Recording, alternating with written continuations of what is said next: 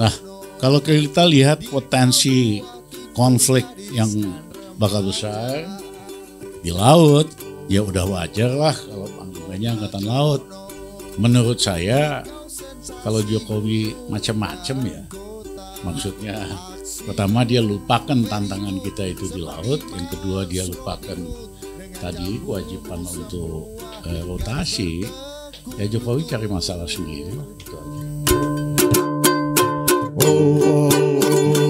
Kopral Jono, Kopral Jono, Kopral Jono, Kopral Jono. Kopral Jono, Kopral Jono, Kopral Jono, Kopral. One more time. Kopral Jono, Kopral Jono, Kopral Jono, Kopral Jono. Selamat malam, selamat datang kembali di Safari 24 bersama Total Politik. Dan tadi kita sudah melihat penampilan dari Laksamana Soleman Ponto. Mengingatkan kembali masa-masa di atas kapal. Katanya kalau kita nggak bisa main ukulele, gitar, apalagi nyanyi dan catur, mati kita kebosanan katanya. Jadi ini itu mengatasi kebosanan beliau ya. Ingatkan masa di kapal, habiskan waktu. Dibunuh suntuk kan kalau nggak bisa main gitar ini kan. Betul. Dan hari ini kita Kopral Jono itu membuka karena kita akan membicarakan pucuk pimpinan tertingginya para kopral. Nah, ke Bang RR aja Bang dulu. RR lah. Ini kan perdebatannya tadi kan aspirasi partai koalisi ya kan, prosedural dan hak prerogatif presiden ya gitu. Yang tadi satu lagi Laksamana ini suara akar rumput nih Bang RR. Nah gini, gimana nih perdebatannya, pilihan yang objektif tuh seperti apa gitu? Ya, melihat kondisi lapangan dan secara politis gitu ya. Silakan Gus Romli. Tadi Bobby udah jelaskan prosedurnya, harus ada penggantian. Walaupun Bobby partai yang kuasa, harus hati-hati kalau ngomong siapa. Gitu. Tapi saya senang nih, saya baru pertama kali ketemu sama Laksamana Ponto. Oh ini pertama ini.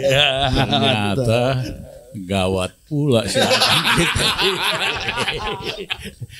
Ini namanya kalau bahasa Inggrisnya Pak Laksamana itu namanya implicit threat. Ancaman terselubung. Hati-hati Jokowi ya. Dan saya mau flashback sedikit. Satu, pemerintahan Gus Dur yang memisahkan polisi dan tentara supaya polisi jadi kekuatan sipil yang mengayomi dan tentara tidak boleh main politik, kita hapuskan dui fungsi. Bagus sampai hari ini. Tetapi polisi yang kebablasan, bukan dui fungsi malah multifungsi.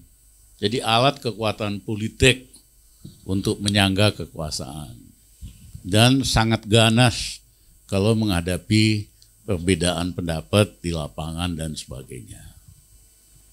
Nah yang kedua, pemerintah Gus Dur pula yang membuat supaya pimpinan TNI itu bergantian. Bikin undang-undang demikian. Dan harusnya memang harus dilaksanakan. Kalau polisi tadi, Ari, begitu Jokowi selesai kita balikin lagi. Polisi kagak boleh loh multifungsi, dui fungsi. Tugas lo hanya pengamanan di dalam negeri. Gitu. Kalau perlu nanti kita bentuk Menteri Keamanan Nasional, kayak National Security di luar negeri. Gitu. Jadi dia nggak langsung di bawah presiden. Nah, yang kedua adalah menurut saya memang udah waktunya kasal. Ya. Jadi ini bukan karena implicit threat tadi kan, Bang. Kita hanya meneruskan peraturan yang Gus Dur bikin waktu itu. Ya kan. Jadi bukan gara-gara implicit threat. Dan menurut saya sudah sewajarnya. Tapi ada hal yang lebih penting di luar soal rotasi. Yaitu apa sih tantangan kita hari ini secara defense, secara keamanan. Tantangan kita paling besar hari ini adalah potensi konflik di Laut Cina lah ya. Nah, negara-negara Barat, Cina sendiri bangun pangkalan dari atol di Laut Cina Selatan dan lagi konflik dengan banyak negara. Ada juga kemungkinan masalah Taiwan. Ya, ini semua tantangan-tantangan kita dalam waktu dekat. Bang, sorry boleh agak dekat. Dalam waktu dekat. Jadi memang Panglima berasal dari Angkatan Laut, jawaban terhadap tantangan yang kita hadapi ini. Ya, karena potensi konflik kan bukan di darat, potensi konflik di Laut Cina Selatan. Kami yang waktu itu mengubah nama Laut Cina Selatan wilayah kita menjadi Laut Natuna Utara. Pada waktu itu Beijing kirim protes resmi supaya dibatalin. Ya, kami menolak. Kenapa ya? Loh, ini wilayah kita, laut kita, terserah kita dong. Mau kasih nama apa? Cina tidak berhak menentukan nama yang di sini. Akhirnya karena kami cukup firm, yang lainnya ikutlah peta Indonesia dalam bidang pendidikan, kita ubah. Dan yang kedua, kita proses di PBB. Ya, wilayah kita ini diakui oleh kesepakatan PBB UNCLOS. Nah, kalau kita lihat potensi konflik yang bakal besar di laut, ya udah wajar lah kalau panglimanya Angkatan Laut. Nah, latihan-latihan militer juga, karena semua negara di kawasan ini melihat potensi konflik di Laut Cina Selatan, latihan-latihan militer itu banyak yang berbasis Angkatan Laut. Angkatan-angkatan laut di Asia, di Pasifik begitu. Nah, menurut saya wajar kalau memang panglimanya dari Angkatan Laut. Nah, yang ketiga, ada hal yang penting sekali yang zaman dulu kagak ada nih, zaman Pak Harto, zaman kita nggak ada. Promosi dan seleksi di angkatan bersenjata, terutama TNI, itu sangat kompetitif sekali. Ya, Ya, ada. dari dulu itu seleksi selalu yang paling baik di misalnya Akademi Militer Angkatan Darat, ya kan, 10 yang paling baik pada waktu itu pasti jadi 5 terbaik terus di pendidikan sampai Seskogap. Ya, Angkatan Darat juga demikian. Panglima yang bagus pasti nongol terus. Nah, prinsip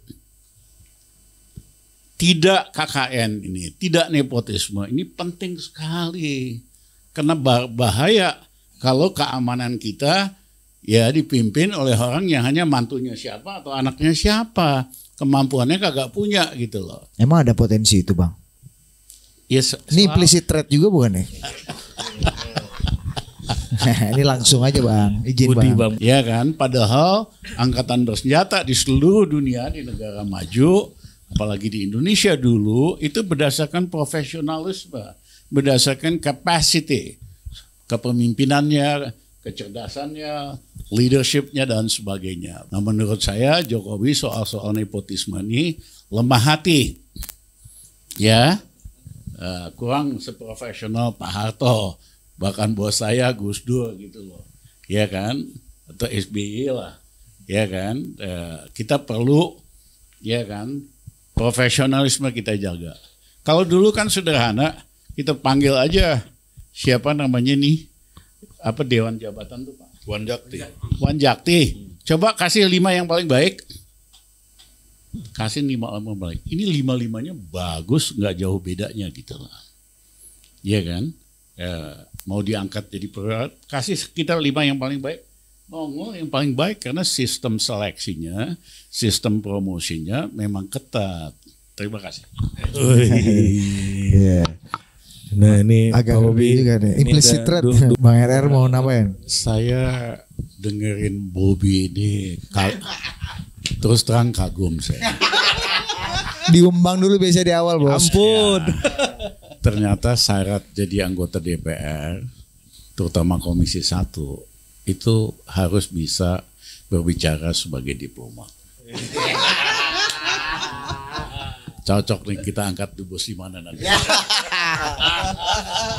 Beliau maunya jadi atas perdagangan dulu, Bang.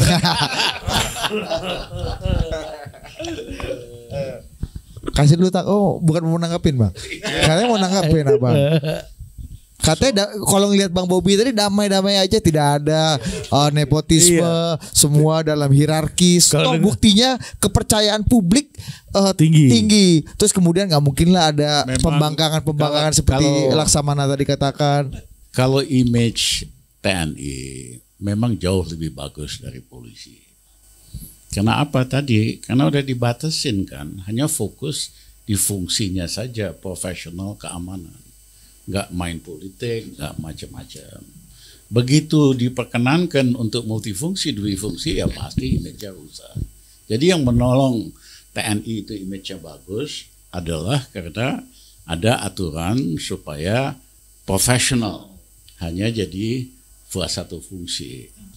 Syukur TNI hanya buat fungsinya aja. Oke. Tapi tetap juga ya inilah kan Pak Lonto kemarin kalau mau ngomong bisa cerita kan, ada yang nggak pantas jadi ini jadi itu, jadi karena mantunya siapa, anaknya siapa, ya kan. Nah yang gitu-gitu sebaiknya memang dihindari. Kita utamakan profesionalisme. Karena apa? TNI itu kan jaga keselamatan bangsa kita, keselamatan keamanan kita. Ya, kalau yang nongol leadershipnya nggak memadai atau kemampuan lainnya nggak memadai, akhirnya dia nggak akan mampu menghadapi situasi krisis. Kalau normal aja mungkin nggak ada masalah. Oke. Bang, ini ada tanggapan dikit nih Bang. Pimpinan MPR Pak Syarif Hasan udah ngasih dukungan nih buat Jenderal Dudung untuk sebagai penggantinya Jenderal Andika. Ini kan ada gerakan untuk kembali darat-darat lagi itu kan. Sangat ini ya, sangat tampak nih udah mulai kampanyenya kelihatan. Kita minta petanya lah, peta politiknya nih gimana nih Bang. Apalagi kalau kita lihat Nun Sewu Bang, terakhir itu kan ada hubungan yang terlihat jelas di publik antara Panglima dan Kepala Staf Angkatan Darat yang agak goyang. Laksamana aja bilang ini gak akur bareng ini nih kayaknya. Engine mountainnya agak ini. Engine mounting ya gimana Bang? Ini melihat peta terakhir dengan kebutuhan politik yang juga ada di depan mata nih. Tentu saja Golkar nggak berani ngomong agak terbuka gitu Bang. Butuh Bang RR nih Bang. Apakah kondisi hari ini Kasat itu bagus nggak sebagai Panglima? Menurut saya tantangan kita hari ini adalah di laut, potensi konflik di laut. Jadi nggak cocok kalau misalnya Kasat jadi Panglima, ya kan? Dan menurut saya kemudian tadi ada kewajiban harus berubah. Ya kalau enggak kan hapuskan aja undang-undangnya itu.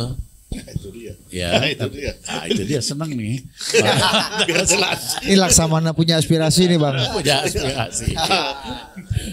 Saya nggak jelas tadi aspirasi dari bawah. Iya. Tapi ini kan ada pemilu juga nih Bang, ada pemilu dan kalau kita lihat juga kan pasti kan terpilihnya ini kan bukan hanya faktor presiden semata, tapi ada faktor political actor dan non political actor lain gitu Bang yang kemudian ikut juga berkontribusi jadi variabel. Bang RR ngeliatnya gimana Bang? Ya selama ini kan calon dari Panglima itu kan hanya satu. Sebetulnya itu udah fait accompli. Partai-partai harus dukung, DPR harus dukung.